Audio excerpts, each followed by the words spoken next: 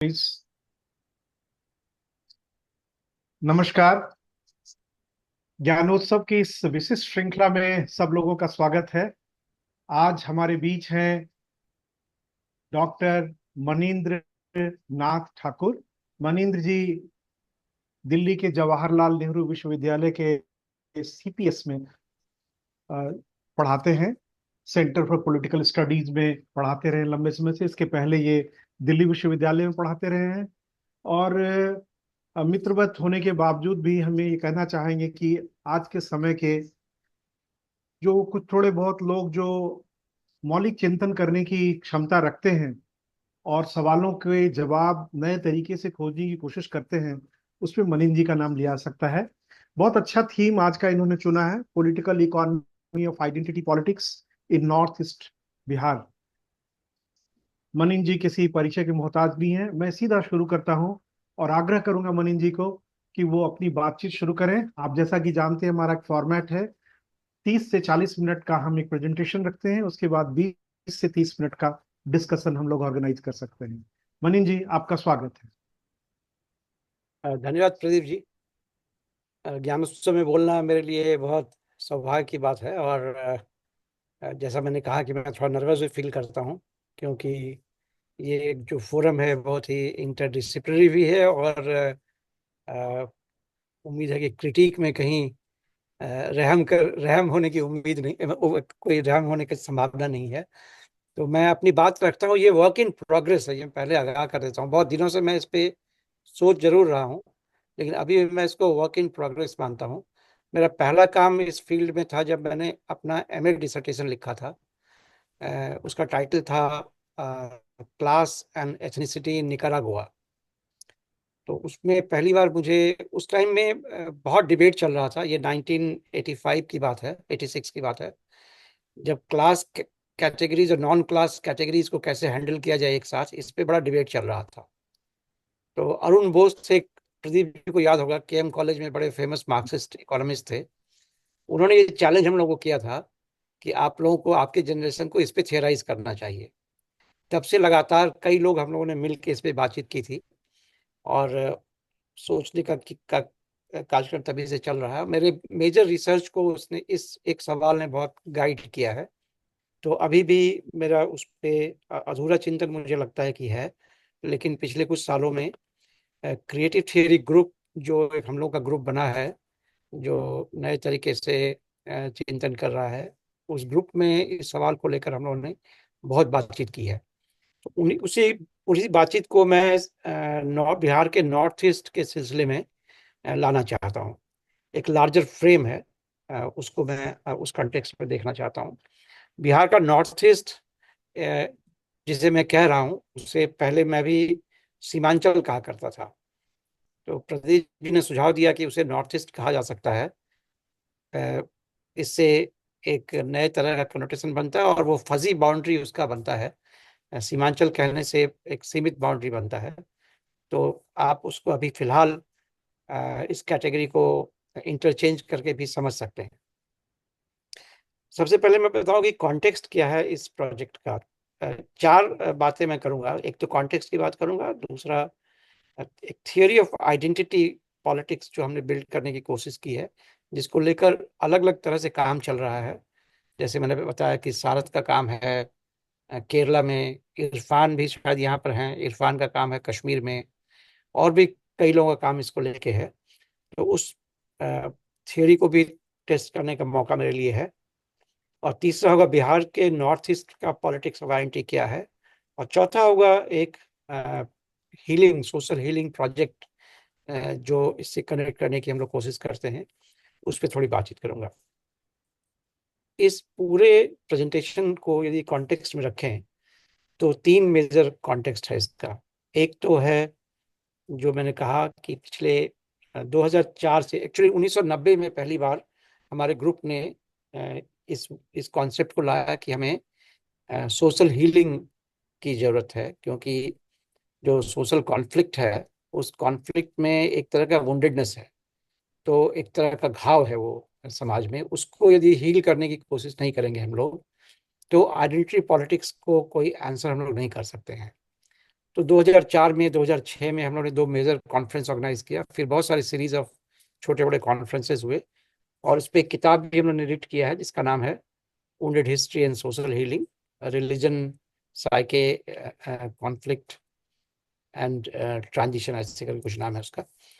तो ये उसका कॉन्टेक्स्ट है कि हम लोग चाहते हैं कि एक प्रोजेक्ट हो जो, और ये प्रोजेक्ट गांधीयन प्रोजेक्ट का पार्ट है, एक तरह से गांधी का जो अनफिनिश्ड एजेंडा है, जो आप कह सकते हैं कि नोआखाली में जो प्रयोग गांधी कर रहे थे, उसी प्रयोग को नए सिरे से सोचने का एक प्रयास कहा जा सकता है। दूसरा कॉन्टेक्स्ट इसका एक और है कि जो सोशल साइंस का अभी फ्रेम है, जिसको हम लोग चैलेंज करना चाहते हैं, जिसको कहते हैं ये एडमिनिस्ट्रेटिव फ्रेम है। इसमें एडमिनिस्ट्रेटिव पॉलिसी बनाने के लिए सोशल साइंस का उपयोग होता रहा है, जो मेजर फ्रेमवर्क है हमारे यहाँ। इसकी जगह पे we want to propose something called transformative social science, जो एक सोशल लेवल पे इंटरवेंशन हो और सोशली रेलिवेंट हो, जो सिर्फ पॉलिटिक्स पे डिपेंडेंट ना हो, बल्कि सोशल एक्टिविटीज को, ट्रांसफॉर्मेटिव सोशल एक्टिविटीज को जनरेट करे। और थर्ड है कि जो डोमिनेंस ऑफ पॉलिटिकल है, अभी पॉलिटिकल इतना सेंट्रल हो गया है कि सोशल का प्रोजेक्ट पूरा लॉस हो गया है। ये सोशल और पॉलिटिकल का जो डिफरेंस है, मुझे लगता है जिस जिस व्यक्ति ने सबसे ज्यादा इसको एक साथ लाने में सफलता पाई थी, वो गांधी थे। गांधी के बाद जो भी प्रोजेक्ट चल रहा है उसमें सोशल और पॉलिटिकल अलग अलग हो गया है। तो पॉलिटिकल इतना पावरफुल हो गया कि वो सोशल को डिफाइन करने लग गया। सोशल का जो ऑटोनॉमी हिंदुस्तान में बहुत पहले हुआ करता था, मॉडर्न पीरियड में आके वो सोशल का ऑटोनॉमी खत्म हो गया है। तो एक तरह से ये प्रोजेक्ट ये भी है कि हम सोशल के ऑटोनॉमी को रिक्लेम करें। और ये बात अभी मैं प्रदीप जी से कह रहा था कुछ दिन पहले कि मनु गांधी की जो डायरी है, वो इस मायने में पढ़ने के लायक है। उसमें गांधी सोशल के प्रोजेक्ट को हाईलाइट करते हैं, और तब तक पॉलिटिकल और सोशल का थोड़ा डिफरेंस हो गया एक तरह से। स्टेट में कुछ लोग चले गए हैं और गांधी कुछ लोगों को लेकर सोशल प्रोजेक्ट में लगे हुए हैं, और जो उनका सोशल था वो पॉलिटिकल था, लेकिन वो स्टेट सेंट्रिक पॉलिटिक्स नहीं था। तो मेरे ख्याल से जब मैं कहता हूँ सोशल और पॉलिटिकल, इसका मतलब है कि एक सोशल पॉलिटिकल है और एक स्टेट सेंट्रिक पॉलिटिकल है। तो स्टेट सेंट्रिक पॉलिटिकल से हट के सोशल पॉलिटिकल को हम लोग कैसे सोच सकते हैं और समझ सकते हैं, ये भी एक इसका कॉन्टेक्स्ट है। 3 कॉन्टेक्स्ट में इस पूरे प्रेजेंटेशन को आप जज कर सकते हैं और इवेलुएट कर सकते हैं। अब मैं आना चाहता हूँ जिसको मैं कहता हूँ creative theory of identity politics. ये बहुत फ्रेम्ड नहीं है, इसमें बहुत सारे लूप होल्स भी हो सकते हैं, और इसमें गुंजाइश बहुत है इम्प्रूव करने की। और मेरे ख्याल से सारी बातें मैं शायद यहाँ प्रेजेंट भी नहीं कर पाऊंगा। मैं इसको सिर्फ एक बेयर फॉर्म में प्रेजेंट करूंगा, ताकि इससे सहायता ली जा सके सीमांचल को समझने में।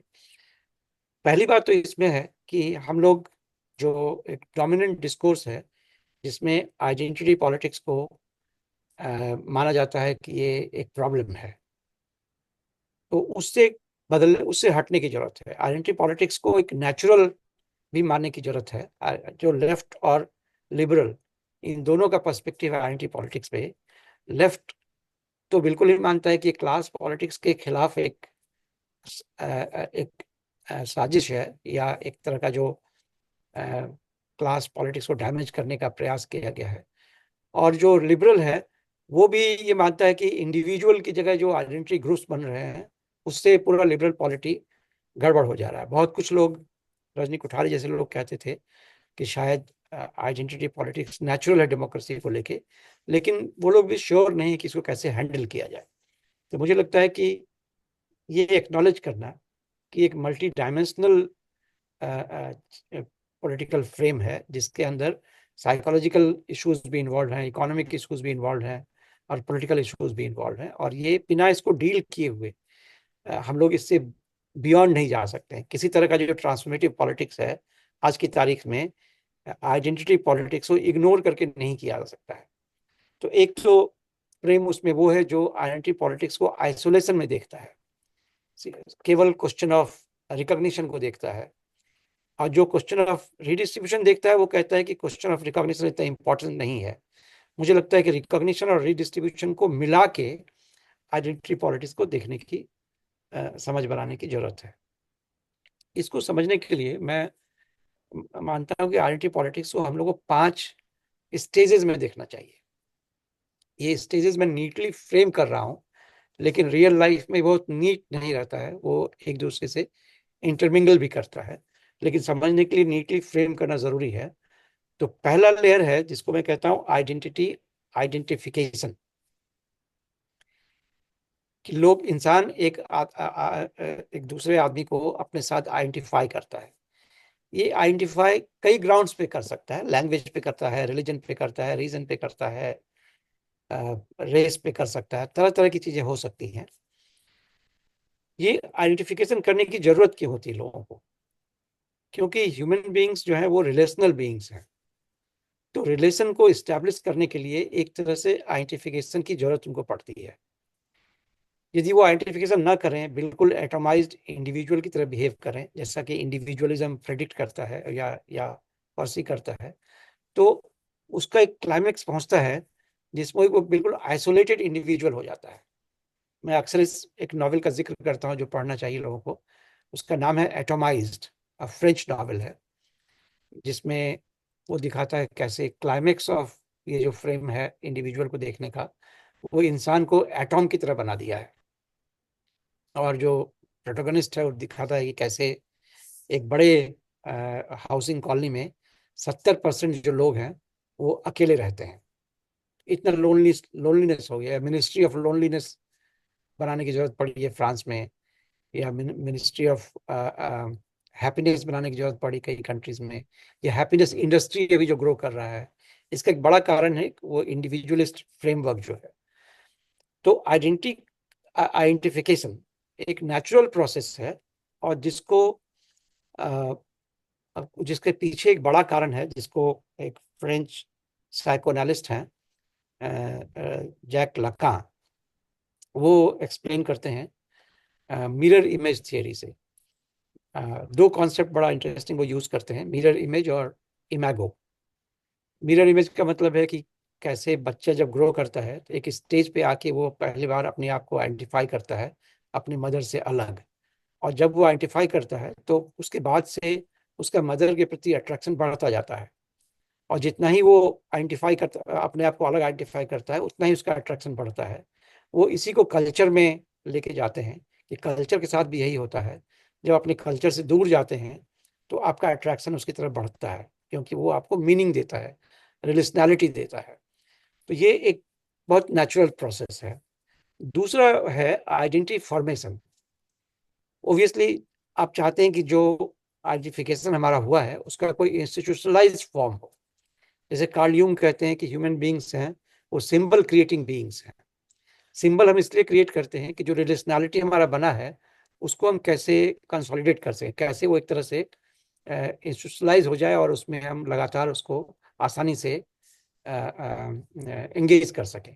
इसीलिए हम रिचुअल्स भी कई बार क्रिएट करते हैं। तो ये रिलेशनल बीइंग का जो हमारा एक्सटेंशन है वो है जो एक्सटर्नली हम क्रिएट करते हैं, रिचुअल्स या सिंबल्स। ये भी बहुत नेचुरल प्रोसेस है। एक तरह का सेलिब्रेशन है रिलेशनैलिटी का। ये दो चीजें बहुत नेचुरल हैं, ये होनी भी चाहिए। दिक्कत क्या होती है कि जब हम आइडेंटिटी पॉलिटिक्स को क्रिटिक करते हैं तो हम इन दो लेयर्स को भी उसमें शामिल करते हैं और इसको रिकॉग्नाइज नहीं करते हैं कि एक बहुत नेचुरल प्रोसेस है। थर्ड प्रोसेस है जहां से कि प्रॉब्लम शुरू होता है, वो है आइडेंटिटी कंसोलिडेशन। यहाँ पे एक नई चीज आती है जिसको कहते हैं आइडियोलॉजी। जो मैं बहुत टेक्निकल इसमें नहीं जाऊंगा, लेकिन एक वर्ड है आइडियोलॉजिकल, एक कॉन्सेप्ट है आइडियोलॉजिकल इंटरपेलेशन का। एक मार्क्सिस्ट थियोरिटिशियन है जो इसकी बात करते हैं कि किस तरीके से जो आइडियोलॉजी है वो हमें रिक्रूट कर लेता है, हमारे हमें कन्विंस कर देता है। और जिस चीज से हमें कन्विंस करता है उसके द्वारा हम अपने आप को कॉन्स्टिट्यूट करने लगते हैं, और इस प्रोसेस में हम अदर क्रिएट करते हैं। तो अपने आप को कंसोलिडेट करने के लिए, अपने आप को कॉन्स्टिट्यूट करने के लिए हम एक अदर क्रिएट करते हैं और फिर अदरनेस क्रिएट करते हैं। फिर हम उसको एब्यूसिव होना शुरू होते हैं उसमें, ताकि हमारा जो सेल्फ है वो कंसोलिडेट हो जाए, हमारा कम्युनिटी सेल्फ है वो कंसोलिडेट हो जाए। इसी लेवल पे पॉलिटिकल इकोनॉमी का इंटरवेंशन होता है। जो एलिट और जो या क्लास के हैं, एलिट के अभी मैं बहुत उसमें टेक्निकल इसमें नहीं जाऊंगा। जो भी आप समझ सकते हैं कि एक ग्रुप है जो पावर होल्ड करता है उस कम्युनिटी के अंदर, उस सोसाइटी के अंदर, वो इस फ्रेम में एंटर करके फिर उस आइडियोलॉजी को कॉन्स्टिट्यूट करता है। वो एक तरीके से अदर को क्रिएट करने में एक एक कंस्ट्रक्शन करता है, और जिसमें कि एक पूरा डूज एंड डोंट्स क्रिएट करता है, सिंबलिज्म क्रिएट करता है, एक डिफरेंस क्रिएट करता है, और फिर वो कॉन्स्टेंटली उसमें पॉसिबिलिटी देखता है कि इस कंसोलिडेशन से पॉलिटिकल गेन्स क्या हो सकता है, और इस कंसोलिडेशन से जो पॉलिटिकल गेन है उससे उसको इकोनॉमिक गेन में कैसे कन्वर्ट किया जा सकता है। यहाँ पे एक पूरा प्ले ऑफ पॉलिटिकल इकोनॉमी शुरू होता है। फिर एक फोर्थ स्टेज आता है जिसे आइडेंटिटी पॉलिटिक्स कहते हैं, और यहाँ पे आके फुल एक्सप्लॉयटेशन ऑफ जो कंसोलिडेशन पहले हुआ है उसका शुरू होता है। और ये जो कंसोलिडेशन और आइडेंटिटी पॉलिटिक्स, ये दोनों जो है पहले दोनों प्रोसेस से बहुत अलग है, और यहीं पे आके एक तरह का ह्यूमिलिएशन क्रिएट करता है अदर के लिए। अदर के साथ डिफरेंस क्रिएट करने के लिए ढेर सारे सिंबल्स को यूज करता है। जो पॉलिटिकल पार्टीज जिस तरीके से फिर गेम प्ले करता है, लैंग्वेज डिजाइन होता है, ये सारा आके पॉलिटिक्स में होता है, और एक आइडियोलॉजिकल पोजिशनिंग क्रिएट करता है जिसका बेनिफिट पॉलिटिकल प्रोसेस में लेता है। उस पॉलिटिकल प्रोसेस के बेनिफिट से फिर वो इकोनॉमिक एडवांटेजेस को गेन करता है।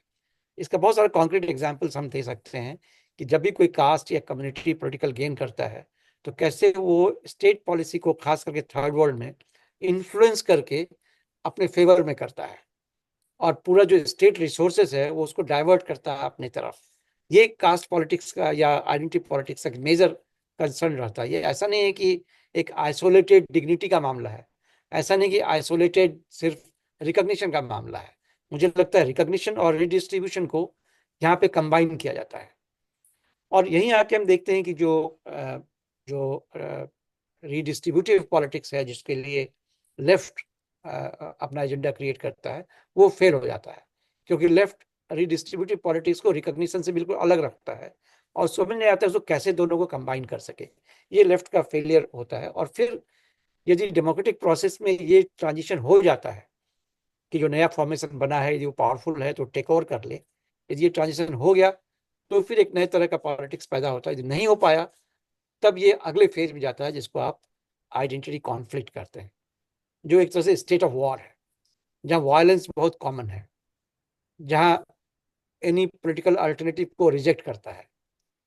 तो आइडेंटिटी कॉन्फ्लिक्ट जब शुरू होता है फिर वो किलिंग्स और ग्रुप किलिंग्स और ये तमाम चीजें शुरू होती हैं। तो ये 5 फेजेज है जिसमें कि आप देखेंगे कोई भी आइडेंटिटी मूवमेंट इसी फ्रेम में चलता है। इसके पहले कि मैं ये कहूँ कि इसमें हीलिंग कहाँ आएगा, मैं ये बताऊं अब कि नॉर्थ ईस्ट में, बिहार के नॉर्थ ईस्ट में क्या हो रहा है। बिहार के नॉर्थ ईस्ट की बड़ी अजीब स्थिति है कि वो एक तरफ से ये 4 डिस्ट्रिक्ट खास करके जो है भारत के 100 सबसे गरीब जिलों में सबसे बॉटम में आते हैं। गरीब जिलों में भी यदि कैटेगरीज बनाया जाए तो आखिरी कैटेगरीज में ये 4 डिस्ट्रिक्ट आते हैं, पूर्णिया, कटिहार, किशनगंज और अररिया। एक तरफ तो ये है, और दूसरी तरफ इसकी खासियत ये है कि ये बहुत ही मल्टीकल्चरल है। खास करके यहाँ पे साइजेबल मुस्लिम पॉपुलेशन है कई कॉन्स्टिट्यूएंसीज में। तो ये कॉन्फ्लिक्ट का भी स्पेस हो सकता है दोनों तरीके से। यहाँ क्लास कॉन्फ्लिक्ट भी हो सकता है और कम्युनिटी कॉन्फ्लिक्ट भी हो सकता है। और इनफैक्ट कुछ समय पहले 1980s तक ये एक क्लास कॉन्फ्लिक्ट का स्पेस था। प्रदीप जी को याद होगा सीपीआई का जो मेजर लैंड ग्रैब मूवमेंट था वो इसी इलाके में चलता था। हजारों एकड़ लैंड ग्रैबिंग हुआ था और बड़े जमींदारों ने लोगों को मारा था, और उसमें कम्युनिटीज का कोई पॉलिटिक्स नहीं था, बल्कि पॉलिटिक्स ही क्लास वॉर था वहां पे उस टाइम में। नक्सल मूवमेंट तो नहीं था, लेकिन सीपीआई का जो लैंड नक्षत्र मालाकार। नक्षत्र मालाकार जैसे नक्षत्र थे, मालाकार। एग्जैक्टली नक्षत्र मालाकार थे। वो तो 40 से ही वहाँ के हीरो थे। या जैसे कुर्सेला में कांड हुआ था, आदिवासियों ने कुर्सेला महाराज के कई हजार एकड़ को कब्जा किया था, फिर गोलियां चली थी। यहाँ तक कि हाल तक पप्पू यादव के राइज होने तक भी ये पूरा क्लास वॉर का स्पेस था। लेकिन धीरे धीरे ये क्लास वॉर के स्पेस से कम्युनिटी स्ट्रगल का स्पेस में कन्वर्ट होता चला गया। इसी को मैं एनालाइज करना चाहता हूँ कि ये कैसे कन्वर्ट हुआ और कहाँ पे कम्युनिटी का कंसोलिडेशन, फिर कम्युनिटी पॉलिटिक्स, आइडेंटिटी पॉलिटिक्स कैसे इमर्ज करता है। इंटरेस्टिंग बात यह है कि मल्टी रिलीजियस या कहें हिंदू मुस्लिम साइजेबल पॉपुलेशन होने के बावजूद नॉर्थ बिहार में कम्युनल राइट का कोई हिस्ट्री नहीं है। मैंने बहुत ढूंढने की कोशिश की 47 में क्या हुआ। यहाँ तक कि राम नॉर्थ ईस्ट में, जन्मभूमि, नॉर्थ ईस्ट बिहार में, नॉर्थ नॉर्थ ईस्ट बिहार में इस इलाके में कम्युनल राइट्स का भी कोई हिस्ट्री नहीं है। इवन राम जन्मभूमि के टाइम में भी इसका कोई हिस्ट्री नहीं रहा। तो उसका एक बड़ा कारण ये था कि ये ग्रामीण पॉपुलेशन यहाँ बहुत ज़्यादा है। साउथ बिहार में जो सेंटर्स थे वहाँ पे ग्रामीण पॉपुलेशन में शायद कम कॉन्फ्लिक्ट होता था। अर्बन पॉपुलेशन से ग्रामीण पॉपुलेशन में कॉन्फ्लिक्ट जाता था। इस इलाके में एक तो ग्रामीण पॉपुलेशन ज़्यादा था और दूसरा कि उनका इंटरमिंगलिंग काफ़ी था, उनका एंगेजमेंट काफ़ी था। इसके हिस्टोरिकल कल्चरल हिस्टोरिकल रीजन में मेरे पास जाने की क्षमता अभी नहीं है, लेकिन प्रदीप से ही बात हो रही थी कि हो सकता है कि जो कन्वर्जन हुआ था यहाँ पे उसमें बुद्धिज्म, हिंदुइज्म, इस्लाम, इनका एक मिक्स्ड फ्रेम भी बना हो। तो कॉमन कल्चरल हिस्ट्री भी यहाँ का है जिसको अभी हम साइड में रखते हैं। लेकिन ये तय है कि इस इलाके में कॉन्फ्लिक्ट का बहुत हिस्ट्री नहीं है। मैं आऊँगा कि कैसे इनका इंटर रिलीजियस डायलॉग्स कैसे होता था। लेकिन अभी क्या हुआ है कि ये फील्ड है पॉलिटिकल एक्सपेरिमेंटेशन का। सडनली पिछले कुछ सालों में ये पॉलिटिकल एक्सपेरिमेंटेशन का फील्ड हो गया है और यही मुझे बहुत चिंता में डालता है। मुझे लगता है कि शायद मैं बात करूंगा कि इस फेज में वहाँ क्या हो रहा है, क्या प्रॉब्लम्स हो रहा है, कैसे एंग्जाइटीज हो रहे हैं। तो ये मैं इसको 4 फेजेज में बांटता हूँ कि कैसे डेवलपमेंट्स यहाँ पे हुआ है। पहला फेज मैं रखता हूँ not exactly 1940s, but if you want to keep it 1940s just for the sake of convenience, उसके पहले का बहुत मुझे नहीं आइडिया है, लेकिन 40s से 90s तक it's a long phase of identity identification. Identities थे वहां, ऐसा नहीं था हिंदू मुस्लिम नहीं थे, आइडेंटिफिकेशन था। लोग मानते थे कि हिंदू कॉलोनी है, ये मुस्लिम गांव है, लेकिन उनके बीच में खूब एंगेजमेंट था। कोई हिस्ट्री ऑफ कॉन्फ्लिक्ट नहीं था। जो रूरल पॉपुलेशन मैंने बताया कि खेती के लिए एक दूसरे पे और तमाम चीज़ों के लिए एक दूसरे पे डिपेंड करते थे। जो मेरा फील्ड है उस फील्ड में जो मैंने ओरल हिस्ट्री कलेक्ट किया है, तो ये पता चला कि जो बिजनेस का काम था, जैसे अनाज को पैदा करने के काम में बहुत जगह हिंदूज इन्वॉल्व थे। जहाँ हिंदू मेजोरिटी था तो मुस्लिम बिजनेस में उसके इन्वॉल्व था। जहाँ मुस्लिम मेजोरिटी फार्मिंग में था वहाँ हिंदूज बिजनेस में इन्वॉल्व था। ये दोनों इंटरचेंजेबल थे, दोनों इंटरडिपेंडेंट थे काफ़ी ज़्यादा। और जो रिलेशनशिप था उसमें कम्युनिटी नहीं था, क्लासेस का इश्यूज होता था, कम्युनिटी इश्यूज नहीं होता था। बहुत सारा इंटरेस्टिंग जिसको आप कह सकते हैं हाबरमैसियन टर्म में कि पब्लिक स्फेयर्स थे बहुत सारे, जहां इनका कॉमन मीटिंग पॉइंट्स था। जैसे एक कॉमन मीटिंग पॉइंट इनका होता था हाट। हाट था जो लोकल मार्केट होता था, जो अनाज का बहुत बड़ा मंडी भी होता था कई जगह पे। बड़ा बड़ा हाट लगता था जिन हाटों में कि हजारों टन अनाज की बिक्री होती थी और हजारों मालजाल की बिक्री होती थी। वो उस पूरे इलाके में बड़े हाट, बड़े मेले का बहुत ट्रेडिशन था। जैसे आपने सुना गुलाब बाग मेला, खागड़ा मेला, कई सारे मेले वहाँ कई सारे मेले बड़े बड़े लगते थे। इनफैक्ट हर सीजन में, हर महीने में कहीं न कहीं मेला लगा रहता था वहाँ पे, ऐसा बरसात को छोड़ के। और ज्यादातर मार्केटिंग उसी में होती थी। और वो बड़ा इंटर कम्युनिटी का मामला था। एक दूसरे के साथ काफी एंगेजमेंट था और बड़ा लॉयल्टी था मार्केटिंग में, परचेसिंग में। दूसरा एक इंटरेस्टिंग इंस्टीट्यूशन था जिसको मचान कहते हैं। मचान शायद बिहार के और इलाकों में भी पाया जाता होगा। जो लोग नहीं जानते होंगे शायद मैं उनको बताऊं कि मचान एक एलिवेटेड स्पेस है जो बांस के इससे बनाया जाता है, एक छप्पर डाल के। जनरली मचान, आम के बगीचों में, सॉरी, मतलब जनरली आम के बगीचों में मतलब रहता है नहीं, ये मचान। आम के बगीचे वाला मचान नहीं है। ये मचान हमारे इलाके में लोगों के दरवाजे पे होता था। और मचान और दलान में एक फर्क होता था। दलान बड़ा प्राइवेट स्पेस था, पब्लिक प्राइवेट स्पेस था, जहां यदि आप जाएंगे तो आपके लिए एक फॉर्मल इंतजाम रहेगा खाने पीने का, चाय पीने का, जो भी है। मचान एक कॉमन स्पेस होता था जो जनरली लोगों के दरवाजे के आखिरी कोने में बना होता था। और चूंकि उस इलाके में यातायात बहुत अच्छा नहीं था, तो लोगों को रेस्ट करने के लिए बीच बीच में जरूरत पड़ती थी।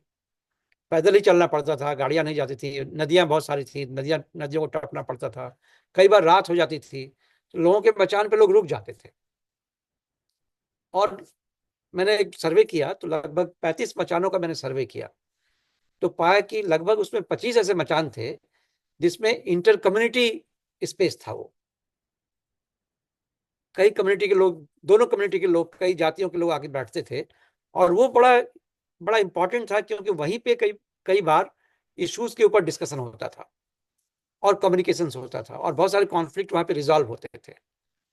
अभी जो हाल में मैंने किया, मैं अभी आऊंगा उस पर, उसमें बड़ा फर्क आया। ये हार्ट मचान, इसमें बहुत फर्क आया है। बल्कि एक और जो स्कूल को यदि आप माने इंस्टीट्यूशन, तो ज्यादातर स्कूल में, पहले सरकारी स्कूल जितने भी थे उसमें कॉमन था, वो हिंदू मुस्लिम सारे लोग एक साथ पढ़ते थे। अभी पिछले सालों में उसमें बहुत फर्क आया है, मैं उस पर आऊंगा कैसे वो स्पेस बदल रहा है। इसी तरीके से इंटर रिलीजियस कम्युनिटी पार्टिसिपेशन बहुत ज्यादा था। ये तो सब जगह बिहार में मुझे लगता है कि लोगों को याद होगा, लेकिन इस इलाके का मुझे, जो मैंने सर्वे भी किया और जो मुझे भी याद है, कि इस इलाके में मुहर्रम, होली, दिवाली में और दशहरे में कॉमन, या ईद में एक कॉमन एंगेजमेंट लोगों का रहता था, एक दूसरे के यहाँ जाना आना सब होता था। मैंने एक बार ये भी पता किया कि फैमिली इंटरेक्शन लोगों का कितना रहता था। तो ऑन एन एवरेज मैं कह सकता हूँ कि जो एवरेज ग्रामीण सेंस में, जिसको आप मिडिल क्लास कह सकते हैं, उनके बीच में ही मैंने सर्वे किया था। तो उनके बीच में ऑन एन एवरेज लोग 4-5 फैमिली दूसरी कम्युनिटी के ऐसे होते थे जिसके यहाँ उनका जाना होता था। और उसमें एक कॉन्सेप्ट वहाँ बड़ा अच्छा था, मीता। एक इसने काम किया है उसके ऊपर, ह्यूगो ने काम किया है कि मीता, और इस तरह कई सारे कॉन्सेप्ट थे जो दोस्ती क्रिएट करता था बियॉन्ड कम्युनिटी जाके। और ये हिंदू मुस्लिम में बहुत ज्यादा होता था। मेरे अपने मेमोरी में कई फैमिलीज हैं जो हम लोग के साथ बिल्कुल पर्सनल फैमिली रिलेशनशिप होता था। इनफैक्ट एक फैमिली जो वहाँ के मेंबर पार्लियामेंट का था पूर्णिया में, ताहिर हुसैन थे, जो कॉन्स्टिट्यूंट असेंबली के मेंबर भी हुआ करते थे, उनके साथ हम लोग का बहुत क्लोज रिलेशन था। और बड़ा सेंस ऑफ रेस्पेक्ट था एक दूसरे के रिलीजन को लेके। जब वो चुनाव में जीते थे तो हम लोग खाना खाने बुलाए, तो उन्होंने ब्राह्मण रसोईया रखा और कहा कि आप लोग बर्तन नया मंगवाया, और कहा पहले आप लोग खाना खा लीजिए तब हम लोग खाना खाएंगे, क्योंकि हम लोग जूठा कर देते हैं। तो ये एक तरह का सेंस ऑफ रिलेशनैलिटी था। एक मैंने लेख इस पे लिखा है, उनके बेटे का नाम था सबीर अहमद, कि सबीर चाचा नहीं रहे। और उस तरीके से मैंने फिर उसमें देखा है कैसे उस इलाके में जो इंटर कम्युनिटी डायलॉग रिलेशन हुआ करता था वो धीरे धीरे बिखरता चला गया। कई ऐसे इंस्टेंसेस भी मुझे मिले हैं जिसमें कि कॉन्फ्लिक्ट रेजोल्यूशन को कैसे यूज किया गया होता था वहां पे। जैसे 2 केसेस मैंने देखे जिसमें कि अ, बगल के गांव में कॉन्फ्लिक्ट होने वाला था, उसी मचान पे लोग आके बैठे हुए थे। उन्होंने बताया कि पास के गांव में बड़ा झगड़ा हो गया, वहां कॉन्फ्लिक्ट हो सकता है। तो इस गांव के जो लोग, जो 2-3 प्रबुद्ध लोग थे हिंदू मुस्लिम, ये लोग मिल के उस गांव में गए और 2-3 दिन वहीं रहे और कॉन्फ्लिक्ट को रिजॉल्व किया। ऐसे कई केसेस मुझे वहां पे मिले हैं। इसको मैं लार्जर कॉन्टेक्स्ट में भी देखता हूँ कि एशियन सोसाइटी में, मल्टी रिलीजियस सोसाइटी होने के बावजूद, कोई मेजर रिलीजियस वॉर नहीं हुआ जैसे कि वेस्ट में हुआ है। 100 years ऑफ रिलीजियस वॉर है, वैसा यहाँ कोई रिलीजियस वॉर जैसा नहीं हुआ है। पॉपुलेशन का आना जाना हुआ है, लेकिन बहुत जल्दी वो फिर इंटरमिंगल कर गया है।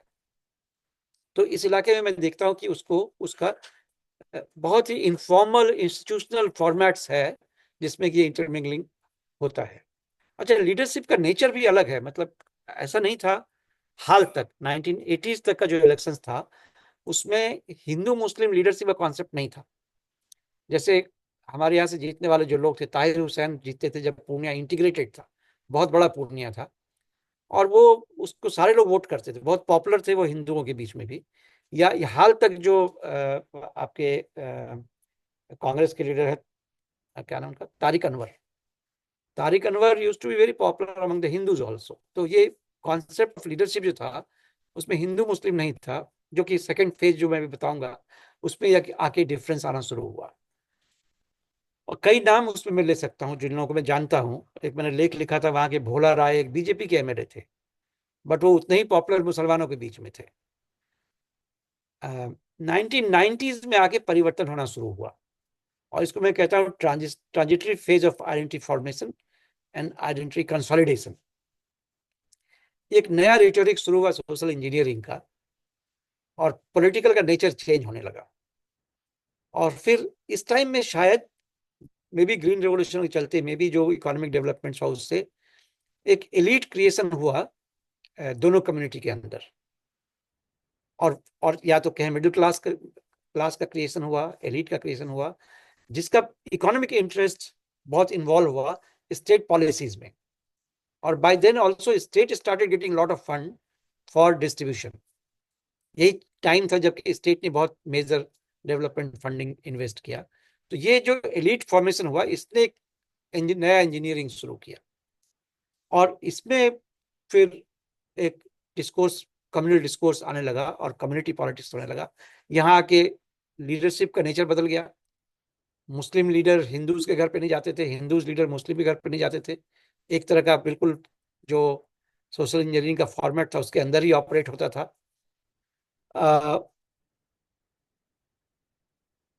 फेस्टिवल का नेचर चेंज इसी टाइम में हुआ 90s में आके। धीरे धीरे हो रहा था, बट 90s में बिल्कुल शार्पली ये हो गया कि आना जाना बंद हो गया लगभग। शायद वो राम जन्मभूमि के बाद का फेज भी रहा हो कि वो एक तरह का म्यूचुअल डिस्ट्रस्ट होना शुरू हुआ। Occasional small events of conflict भी देखने को मिला, लेकिन धीरे धीरे ये रिलेशनशिप चेंज होने लगा। रिलीजियस फेस्टिवल का नेचर तो चेंज हुआ ही, लेकिन जो पब्लिक स्पेसेस थे जितने भी, जिसको आप हैबरमैसियन सेंस में पब्लिक स्फेयर कह सकते हैं, स्मॉल पब्लिक स्पेस कह सकते हैं, वो सब धीरे धीरे बंद होने लग गए। स्कूलों में भी आप देखेंगे कि इंटर कम्युनिटी, मल्टी कम्युनिटी या कम्युनिटी रिप्रेजेंटेशन जो था वो घटने लग गया, और यहां से सेग्रीगेशन शुरू हुआ। 2014 में आके ये अब आइडेंटिटी पॉलिटिक्स में बदल गया।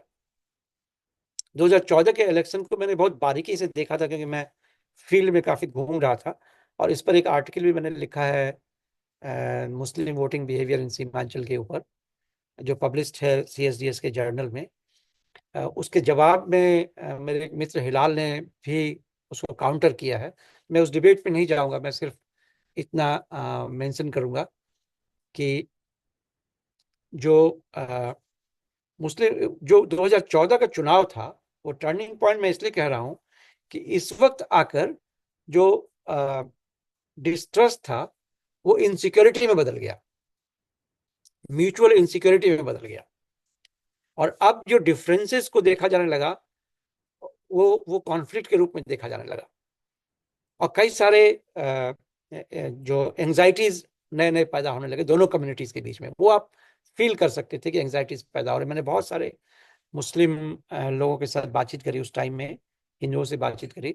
वोटिंग पैटर्न पहले भी था कि एंटी बीजेपी वोट होता था, या मुस्लिम वोट का परसेंटेज मुस्लिम कैंडिडेट के लिए ज्यादा होता था, लेकिन इतना नहीं था कि बिल्कुल ही सेग्रीगेटेड हो। क्योंकि सीमांचल वाले इलाके की और खास बात है, यहाँ 10 तरह के मुस्लिम हैं, और उन सब में बड़ा डिफरेंसेस है आपस में।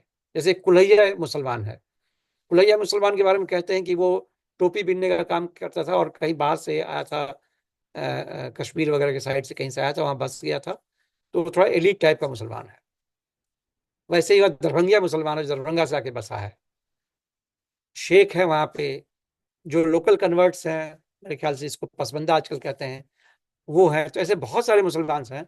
या जो शेरशाहवादी कहते हैं, जो बांग्लादेश से माइग्रेट करके आए हुए हैं, उनको इंदिरा गांधी ने शेरशाहवादी कहा था, और वो एक बड़ी कम्युनिटी है। तो ये लोग पहले अलग अलग भी वोट करते थे, अपने अपने कैंडिडेट्स को वोट करते थे। कारण ये था कि उनको एक आदमी चाहिए होता था जो स्टेट से उनके लिए नेगोशिएट करे।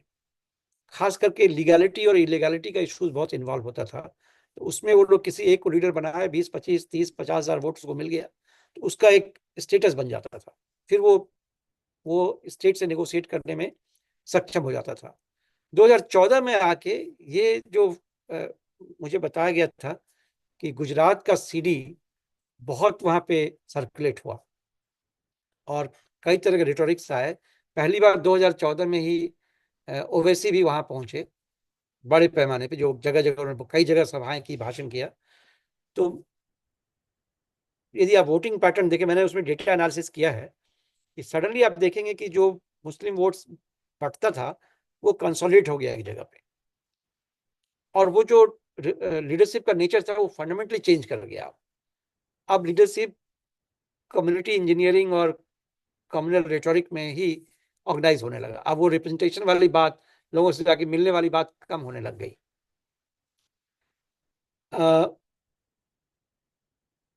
इसी टाइम में ये जो दो तीन और इश्यूज हो गए, एक जो एनआरसी सीए वाला इशू था, उससे बड़ा मैसिव डेमोन्स्ट्रेशन हुआ, और एक जो शरजील इमाम ने सवाल उठाया चिकन नेक का, मेरे ख्याल से तब तक कोई वहां पे रहने वाले लोग इस बात को लेके कॉन्शियस नहीं थे कि ये चिकन नेक जैसा कोई रास्ता है जो बहुत इंपॉर्टेंट है। अब हर आदमी से मेरी बात होती है तो वो इस बारे में जरूर बात करता है, चाहे हिंदू हो चाहे मुसलमान हो। तो ये जो एंग्जाइटीज पहले था वो अब इनसिक्योरिटी में बदल गया, या कहिए जो पहले डिस्ट्रस्ट था वो मेजर इनसिक्योरिटी में बदल गया। और इसी टाइम में ये प्लेग्राउंड हो गया एक्सटर्नल फोर्सेस का।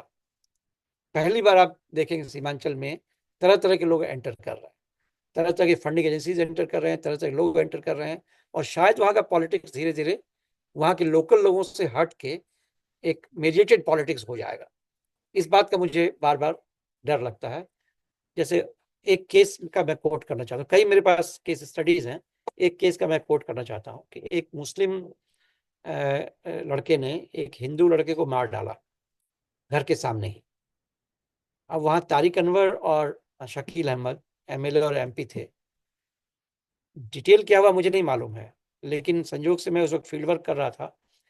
तो हिंदुओं के अंदर बड़ा कंसोलिडेशन हुआ इस बात को लेके कि इन लोगों ने उसको भगा दिया, उसको अरेस्ट नहीं किया, करने होने दिया, और प्रेशर डाला कि जो लोग वहाँ डेमोन्स्ट्रेशन कर रहे थे उनके ऊपर केस हो जाए।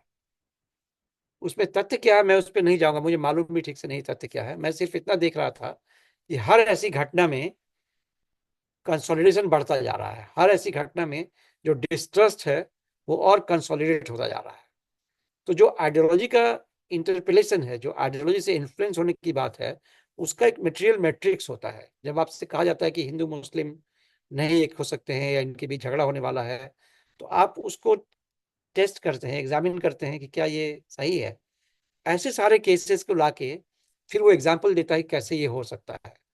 तो अभी वो मामला बहुत आगे बढ़ गया है, जिसमें कि मुझे लगता है कि डिस्ट्रस्ट इतना ज्यादा हो गया है कि अब लोग हर चीज को उस नजरिए से देखने लगे।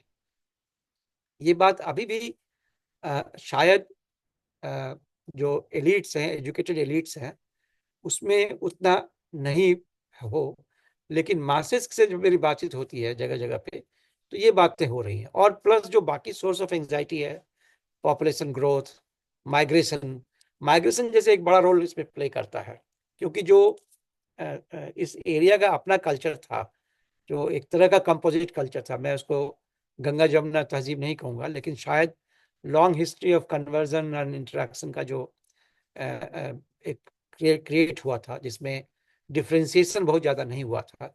ये जो पॉपुलेशन माइग्रेट करके बाहर जाने लगा, वो पॉपुलेशन कैरी करता था जो दिल्ली या मुंबई और जगह पे जो पॉलिटिक्स है उसको लेके वापस जाने लगा, और उसका बड़ा इम्पैक्ट पड़ा वहाँ के लोकल पॉलिटिकल फ्रेम में। लेकिन सबसे बड़ा इम्पैक्ट पड़ा जो स्टेट रिसोर्स का रीडिस्ट्रीब्यूशन के लिए कॉन्फ्लिक्ट शुरू हुआ, क्योंकि पंचायती राज में भी पैसा गया, टीचर्स का अपॉइंटमेंट होना है, सर्टिफिकेट चाहिए होता है, तरह तरह की चीजें होती है, उसमें भयानक करप्शन है। उस करप्शन में कम्युनिटी लिंकेज बहुत काम करता है। तो वो अभी मेरे ख्याल से ज्यादा हो रहा है। और अब तो खैर आप शायद ये देख सकते हैं कि कम्युनिटी रिप्रेजेंटेशन इन स्कूल्स वो बिल्कुल ही डिक्लाइन कर गया है। एक तो सरकारी स्कूल ही डिक्लाइन कर गया है, तो मशरूमिंग ऑफ प्राइवेट स्कूल्स है। मशरूमिंग ऑफ प्राइवेट स्कूल में जो क्लाइंटल खोजने की प्रक्रिया है वो उसी तरीके से हो रहा है। हेल्थ केयर में जो मशरूमिंग ऑफ डॉक्टर्स हुआ है, उसमें कम्युनिटी एजेंट्स हैं जो कम्युनिटीज के पेशेंट्स को लेके आते हैं। इन सब का इम्पैक्ट इंटर कम्युनिटी रिलेशनशिप पे वहाँ पे अभी इस फेज में पड़ रहा है जब ये कम्युनिटी आइडेंटिटी पॉलिटिक्स का फेज है। मुझे डर क्या लगता है कि अगले आने वाले समय में शायद ये आइडेंटिटी कॉन्फ्लिक्ट के फेज में ना बदल जाए, क्योंकि जिस तरह का एक्सपेरिमेंटेशन वहां पे अभी हो रहा है, मैं उस पर ज्यादा नहीं बोलूंगा, मैं सिर्फ इतना कहूंगा कि मैंने अभी मेरा रिसर्च उस पर हो रहा है कि किस तरीके से अभी के फेज में inter elite competition, inter party competition, वो किस तरह के रेटोरिक को पैदा कर रहा है। 2025 का जो चुनाव है वो मैं गौर से देखना चाहूंगा कि वहां पे किस तरीके से लोग इन चीजों को कनेक्ट करने की कोशिश कर रहे हैं और उसका क्या इम्पैक्ट लार्जर इस पे होगा। लेकिन मुझे ये ट्रांजिशन समझ में आ रहा है। मैं इस पे एक बात कहना चाहता हूँ कि हम लोग का जो सोशल हीलिंग प्रोजेक्ट है, प्रदीप जी मेरे पास 10 मिनट है तो ठीक है। तो जरूर जरूर, ठीक है बोलिए ना। जी। तो इसमें एक मेरा कंसर्न क्या है कि क्या सोशल साइंस ऐसा कोई प्रोजेक्ट कर सकता है जिसमें हम कम्युनल कॉन्फ्लिक्ट या किसी तरह के कॉन्फ्लिक्ट को प्रिएम्प्ट करें with the help of big data analysis, with the help of social media analysis, जैसे भी कर सकें, और यदि प्रिएम्प्ट कर लें कि हाँ यह अगले 10 साल में इस बात की संभावना है, तो क्या किसी सोशल इंटरवेंशन की पॉसिबिलिटी उसमें बन सकती है। जो पॉलिटिकल लेवल पे होगा इसकी मुझे कोई उम्मीद नहीं लगती है, बट सोशल लेवल पे क्या ऐसा ट्रेनिंग प्रोग्राम्स, ऐसा वर्कशॉप्स कुछ क्रिएट किया जा सकता है जो उसको प्रिएम्प्ट करके उसको रिजॉल्व करने की कोशिश करे, और कैसे करे, क्या कर सकता है, इस पे आगे बातचीत करने की हम लोग को जरूरत है। जो अभी हम लोग पूर्णिया में प्रोग्राम कर रहे थे श्री की तरफ से, उसमें मनोज जी ने जो प्रपोज किया था कि एक सोशल वर्क इंस्टीट्यूट इस इलाके का होना चाहिए जो इस इलाके की समस्या को लेके मैन पावर तैयार करे। उसमें मेरा सुझाव था कि कॉन्फ्लिक्ट रिजोल्यूशन के लिए एक मैन पावर तैयार करनी चाहिए, हम लोग करना चाहिए हम लोगों को, जो कि प्रिएम्प्ट करके कॉन्फ्लिक्ट रिजोल्यूशन कर सके, उसमें ट्रेंड हो कि वो इंटर कम्युनिटी डायलॉग्स कर सके। तो ये जो लास्ट फेज है, मेरा पूरा फोकस फिर इस फेज में है कि इसमें हम सोशल हीलिंग के लिए क्या कर सकते हैं। क्या ये पॉसिबल है कि मेटेरियल मैट्रिक्स जो है वहाँ का, उसको ऐसे रिफ्रेम किया जाए कि वो आइडियोलॉजिकल इंटरप्रिटेशन को रोक सके, कि वो इसको ब्रेक कर सके, जिस तरीके का आइडेंटिटी पॉलिटिक्स का इंटरप्रिटेशन हो रहा है, by recognizing the importance of identities, by acknowledging the importance of identities, but not allowing it to move from second to third phase. Identity consolidation, identity politics, and definitely not to identity conflict की तरफ हम जा रहे थे। उसको इसके लिए क्या क्या कर सकते हैं, क्या वो जो कॉमन स्पेस है जिसको आशुतोष वासनिक कहता है कि वो मेजर चीज है इंटर कम्युनिटी रिलेशन के लिए, उस कॉमन स्पेस को हम लोग रिक्लेम कर सकते हैं। क्या ऐसे कम्युनिटी स्पेसेस क्रिएट कर सकते हैं जहाँ की मीटिंग पॉइंट्स हो सकता है, कल्चरल रिसोर्सेज को यूज करते हुए, जो कम्युनिटी रिसोर्सेज हैं उसको यूज करते हुए, क्या ऐसा पॉसिबल है। उसी तरीके से क्या इंटर कम्युनिटी डायलॉग्स पॉसिबल है। जो एंग्जाइटीज हैं, उन एंग्जाइटीज को क्या स्ट्रेट वे में एड्रेस कर सकते हैं। इस पे एक प्रोजेक्ट अभी हम और हिडाल करना चाहते हैं कि सोशल एंग्जाइटीज में क्वेश्चन आंसर के फ्रेम में हम लोग एक किताब करना चाहते हैं कि सोशल एंग्जाइटीज जो है उसको कैसे एड्रेस किया जा सकता है। उसमें कई चीजें हैं, anxiety of population growth, anxiety of becoming a minority, anxiety of majority dominance, कई सारे हम लोग अभी लोकेट कर रहे हैं बातचीत करके लोगों से। Hardcore right wing, hardcore of both sides, उनसे बात करके हम चाहते हैं कि क्या एंग्जाइटीज हैं, उन एंग्जाइटीज को कैसे हम रिस्पॉन्ड कर सकते हैं। यदि उन एंग्जाइटीज को रिस्पॉन्ड नहीं करेंगे तो शायद हम हीलिंग के किसी प्रोजेक्ट को आगे लेके नहीं जा सकते हैं, उसको जब तक अंडरमाइन करते रहेंगे। मेरा एक और कहना है कि जो पॉलिटिकल पार्टीज दोनों ही हैं, मेजर पार्टीज, ये इस एंग्जाइटीज को पॉलिटिकली यूज कर रही हैं, ये उनके फेवर में है एंग्जाइटीज को जनरेट करना, क्योंकि इससे ही वो उसको वोट बैंक या वोट हिलाल कहते हैं वोटिंग कम्युनिटी, मैं कहता हूँ एंड ब्लॉक वोटिंग, कई सारे डिस्कशन हम लोग चल रहे हैं इस पे। ये इसमें कन्वर्ट करना उनके लिए आसान हो जाता है। उसको कैसे हम डिफ्यूज कर सकते हैं।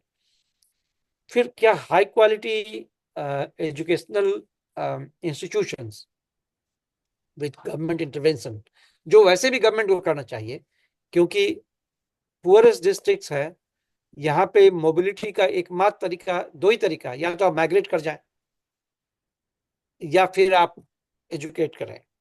और इवन टेक्निकल एजुकेशन या इस तरह का कोई यदि माइग्रेट ही करना है तो एजुकेट करके माइग्रेट करें। जो माइग्रेशन बिहार का डेटा यदि देखें तो मैक्सिमम माइग्रेशन इसी इलाके से है, और जो माइग्रेशन इस इलाके से वो मोस्टली अनस्किल्ड लेबर का माइग्रेशन है। और वो अनस्किल्ड लेबर के माइग्रेशन में जो बाहर उसको जब एनकाउंटर करता है प्रॉब्लम्स को, तो लौट के वो कम्युनल आइडेंटिटीज को एंगेज करना उसके लिए ज्यादा ज्यादा आसान होता है, उसको अप्रोप्रिएट करना ज्यादा आसान होता है कम्युनल आइडेंटिटीज के लिए, चाहे वो कास्ट हो या कम्युनिटी हो।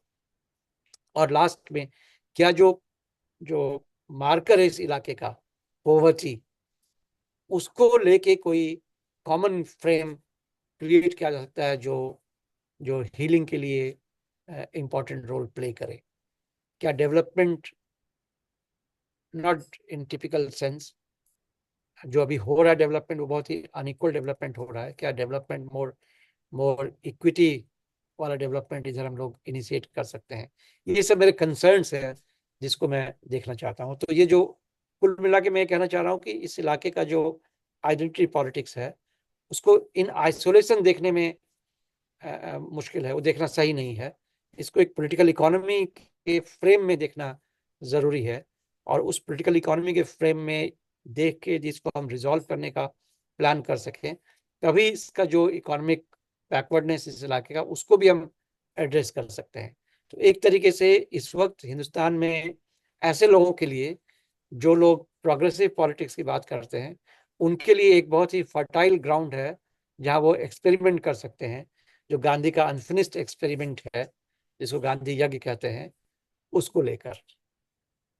यही मैं अपना अभी फिलहाल रोकना चाहूंगा, सवाल होंगे तो मैं कर। बहुत बहुत धन्यवाद नवीन जी। बहुत ही थॉट प्रोवोकिंग और काफी पैक किया हुआ था। बहुत सारी अवधारणाएं सामने आई हैं और इसमें आपने एक रास्ता ढूंढने की भी कोशिश की है, जो कि मुझे बहुत अच्छा लगता है। समस्याओं को सिर्फ अध्ययन करना नहीं, समस्याओं का रास्ता निकालना भी बुद्धिजीवियों का काम है। अब फ्लोर ओपन करता हूं, पर मैं एक बात आपको कहना चाहूंगा कि आप अ, जो भी सवाल पूछें उसको सवाल के रूप में रहने दें, लंबी टिप्पणियां ना करें। हम लोगों की कोशिश रहती है कि हम 1 घंटे के अंदर काम को खत्म करें, इस पूरे प्रोसेस को। थोड़ा ज्यादा भी हो जाएगा तो कोई बात नहीं है। तो आपसे सवाल आमंत्रित है, पॉइंटेड सवाल पूछें अपने स्पीकर से। और तरीका ये रहेगा कि आप सवाल पूछेंगे, स्पीकर उसका जवाब देंगे, स्पीकर भी संक्षिप्त जवाब दें। सवाल के लिए फ्लोर खुला है, आप में से जो भी चाहे Can I come in? सवाल पूछ सकते PK हैं। हाँ Asad here. पूछिए Can I come Asad. in? Yes, yes, yes Asad. Maninder, it has been a treat to the ears listening to you Asad, आप after अपना कैमरा ऑन कर लें तो बहुत अच्छा रहेगा। सवाल अच्छा पूछते समय सिर्फ कैमरा ऑन कर लें। अच्छा ठीक है ठीक है। Can you see me? Yes, हाँ. Please please go. Okay, let me focus more on my face. हाँ, Maninder, it has been a treat to listen to you after such a long time. And really, I learned a lot. And PK, I would like you to share this lecture with us on YouTube or whatever format you have. It may be a little out of context, Maninder, but I'm very curious, or rather, not even curious, I'm anxious to know what's going to happen in 2025 assembly elections in Bihar. Maybe a little out of context, but I would like you to throw some light on this. And where do the social anxieties and insecurities they actually reflect in the political space? I want to hear that. If you would like to respond. I think we are still debating and things are very uncertain. The new player has arrived, PK, Prashant Yes. Kishore. We're not fully aware what is going to be his impact.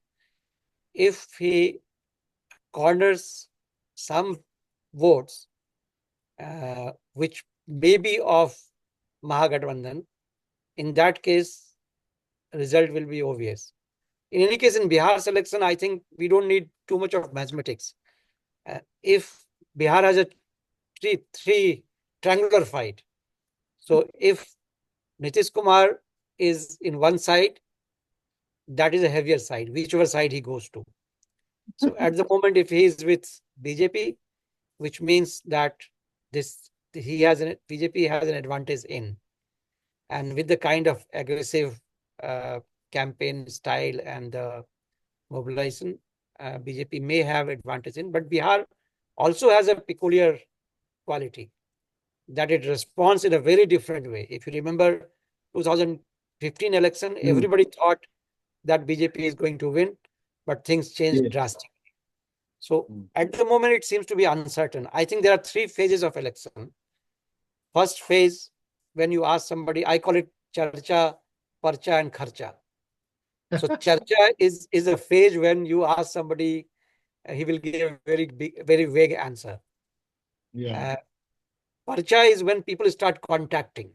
Visibility is much more. Then they will give you some answer. What is the possibility, stronger possibility? But 3-4 days before the election is the kharcha phase, where things become very. So I think we are still in a charcha phase. So Prashant Kishore is in charcha. If Prashant Kishore is in charcha, then we don't know, because he's the 4th player coming up. Bihar has a habit of looking at 3 players only. What kind of impact the 4th player will bring, I don't know. But I am still hopeful that BJP will not be able to use kind of a strategy that is uses other places. Hindu-Muslim relationship in Bihar, though I'm worried about its future, but still I feel that there are too many interconnections which can't be easily broken. That's my hunch. So we are keeping our fingers crossed at the moment. Very difficult to say what will happen in Bihar. Okay. Next question, please. Next question. Sir, can I ask a question? Yes, please. Prashant, Yes. Yeah, myself Shashank here. switch on your camera, son, if possible. Sir camera नहीं on कर पाया, मैं बाहर हूँ actually तो sir पिछले 3 साल से मैं गुजरात में हूँ और यहाँ पे एक नया एक्सपीरियंस मुझे हो रहा है, एक ऑब्जर्वेशन है मेरा। और ये ऑब्जर्वेशन इस कॉन्टेक्स्ट में जो आपने कहा कि एक फ्यूचर पॉसिबिलिटी बन रही है कम्युनल कॉन्फ्लिक्ट की नॉर्थ ईस्ट बिहार में या पूरे बिहार के संदर्भ में, फ्यूचर में कम्युनिटी के संदर्भ में, कि यहाँ पर बीजेपी एक नए स्ट्रेटजी के साथ इमर्ज कर रही है जहाँ की एक very controlled integration with the Muslim community का प्रोसेस शुरू हुआ है। और उसकी एक बानगी दिख रही है, मोर देन 120 काउंसिलर कैंडिडेट्स जीत के आए हैं जो कि बीजेपी से हैं। और लास्ट असेंबली इलेक्शन में 29% मुस्लिम्स ने वोट दिया है बीजेपी को, ये CSDS का डेटा है। तो इसको आप किस तरह से देखते हैं कि एक तरफ हम फर्दर कॉन्फ्लिक्ट कंसोलिडेशन की बात कर रहे हैं, लेकिन दूसरी तरफ एक प्रोसेस ऑफ इंटीग्रेशन की बात हो रही है जो कि ऑफ कोर्स बीजेपी अपने शर्तों पर अपने ढंग से कर रही है, उसमें एक इकॉनमी भी जुड़ी हुई है जहाँ के मुसलमानों की अपनी इकॉनमी है और वो सफर कर रहे हैं, जिसकी वजह से इवेंचुअली वो नए टर्म्स एंड कंडीशंस पे नेगोशिएट कर रहे हैं शायद स्टेट के साथ। ये तो एक प्रश्न। और दूसरा कि 2014 को जहां कि आप कह रहे हैं कि टर्निंग पॉइंट है, लेकिन उसी टर्निंग पॉइंट में हम पा रहे हैं कि रिलेटिवली मुस्लिम्स ने ज्यादा वोट किया था बीजेपी को और फिर से वो सब्सिक्वेंटली कम होना शुरू हुआ, 19 में जाके और कम हुआ, 24 में बिल्कुल ही ज्यादा कम हुआ। तो इसको आप कैसे एक्सप्लेन करते हैं?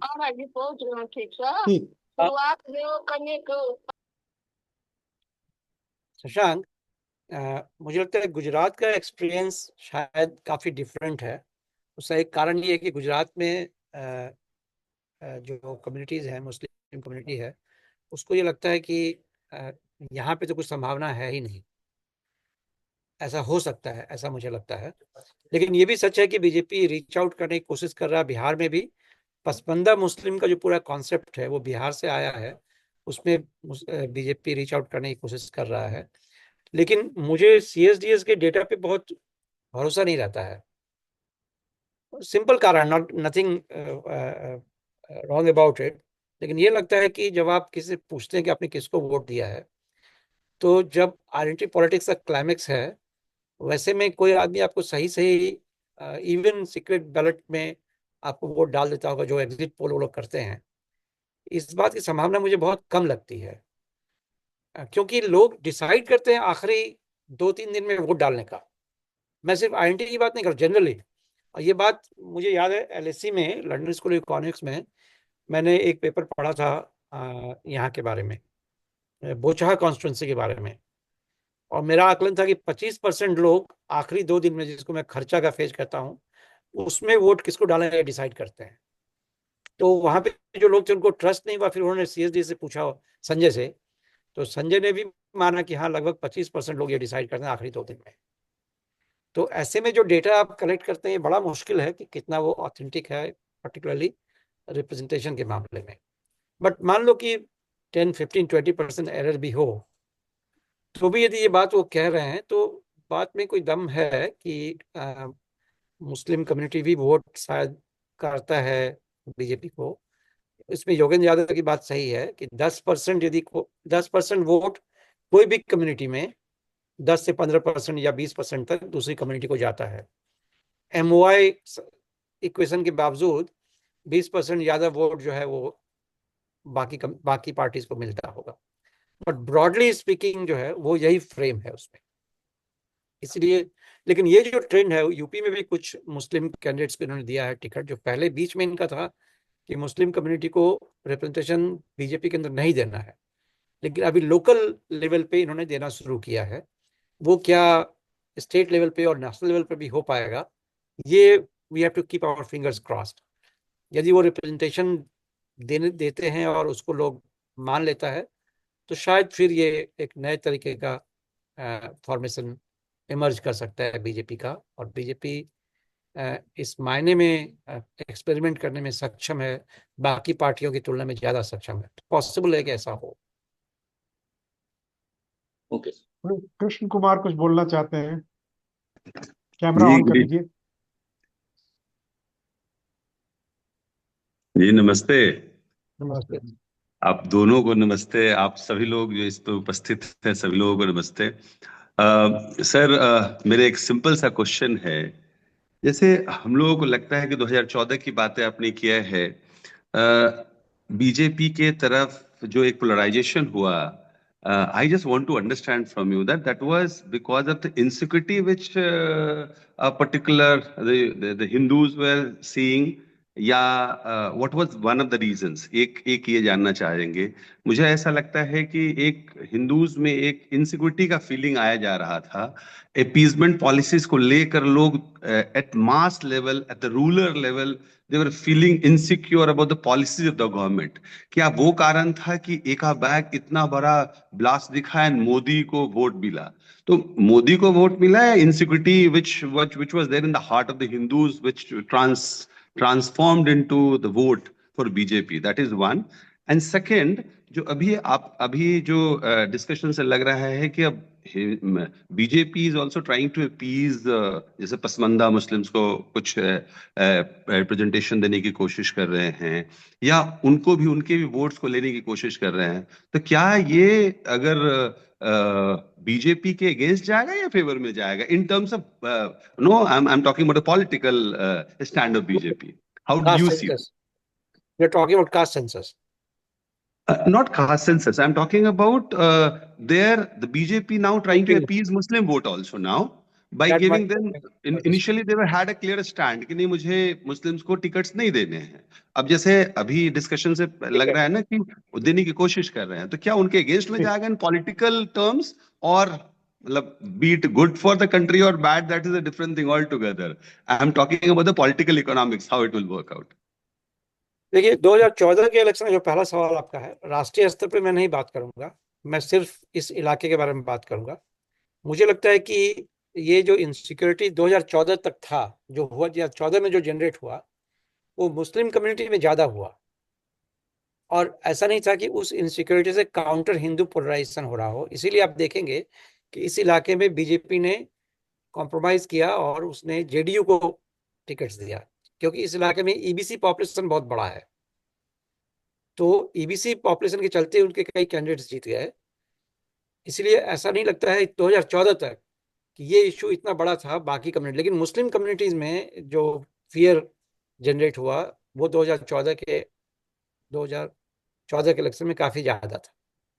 और लेकिन जो ओवरऑल आप यदि पूछेंगे तो मुझे लगता है कि उसमें सिर्फ एक फैक्टर नहीं था, बहुत सारे फैक्टर्स इन्वॉल्व थे। कांग्रेस का बुरे हाल में होना, डेवलपमेंट डिस्कोर्स को मर्ज करना नेशनलिस्ट डिस्कोर्स और कम्युनल डिस्कोर्स के साथ, कई सारे इश्यूज थे। शायद वो एक पूरा नया फेज इस मायने में भी था कि भारत में पहली बार इलेक्शन मैनेजमेंट बहुत इंपॉर्टेंट हो गया था।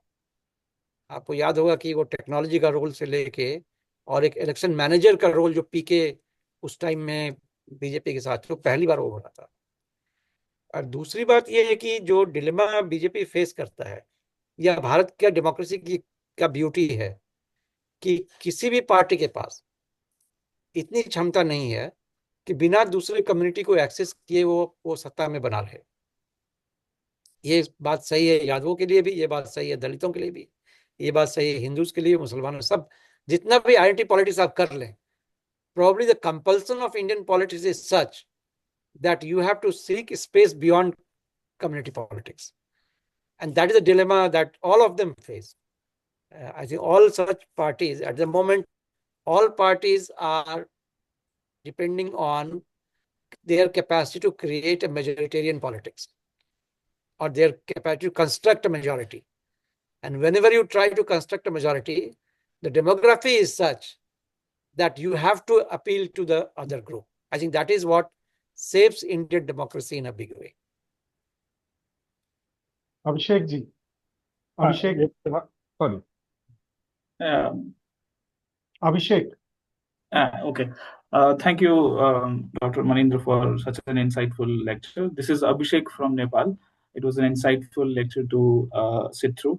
I have just one question. I want your comment on the identity politics of the majoritarian community vis-a-vis the marginalized community. Because post 2006, at least, the Nepalese politics has been largely defined by the identity politics of the marginalized community. So I would be really interested to know your comment on that.